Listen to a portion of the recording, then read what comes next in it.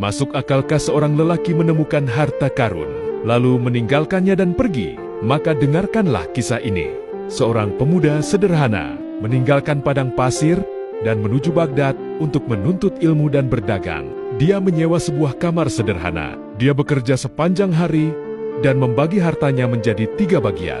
Sepertiga untuk ayahnya, sepertiga untuk sewa, dan sepertiga untuk hidupnya. Tapi setelah 3 bulan, dunia terasa sempit baginya, dan dia tidak mampu membayar sewa. Pemilik kamar berkata kepadanya, "Kamu punya waktu 3 hari. Kalau tidak, kamu akan dipenjara." Dia keluar mencari kerja dan mengetuk setiap pintu, tapi tanpa hasil. Dan di hari ketiga, ia keluar dengan putus asa berjalan tanpa tujuan, sampai tiba di pinggiran Baghdad. Di sana, dia melihat sebuah rumah yang sudah rusak. Dia masuk untuk beristirahat lalu mendapati seorang tua sekarat. Orang tua itu berkata kepadanya dengan suara lemah, "Aku ingin anggur sebelum aku mati." Meskipun fakir, pemuda itu keluar dan membeli anggur dan menggadaikan bajunya pada penjual. Dia kembali dengan cepat dan menyuapi orang tua itu. Orang tua itu tersenyum dan berkata, "Galilah di bawah sudut ini."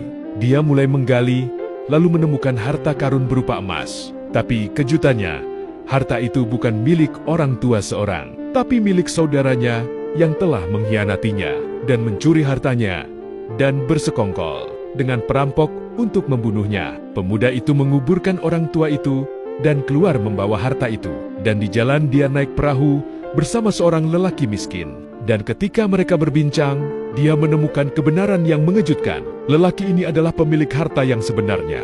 Disinilah dimulai pertempuran yang sebenarnya, bukan dengan kefakiran, tapi dengan nafsu. Setan membisikinya untuk menyimpan harta itu. Tapi dia menang dan mengembalikan harta itu kepada pemiliknya. Dan dia tidak meminta apapun kecuali 1 dirham. Harga anggur. Dia kembali ke Baghdad seperti saat dia keluar darinya. Fakir, tapi kali ini dia kaya dengan sesuatu yang lebih agung, dengan amanah. Dan setelah beberapa hari, ketika dia berjalan di pasar, dia dipanggil oleh para pegawai Diwan Al-Kharaj. Mereka memberitahunya bahwa salah satu juru tulis meninggal. Mereka menginginkannya di posisinya. Kemudian mereka memberinya gaji sebulan, maka dia melunasi sewa. Kemudian dia naik pangkat dalam jabatan itu sampai dia menjadi menteri bagi kekhalifahan Abbasiyah. Siapa orang ini? Al-Alim, Al-Faqih, Al-Wazir Ibnu Hubairah, rahimahullah. Barang siapa bertakwa kepada Allah, niscaya dia akan memberikan baginya jalan keluar.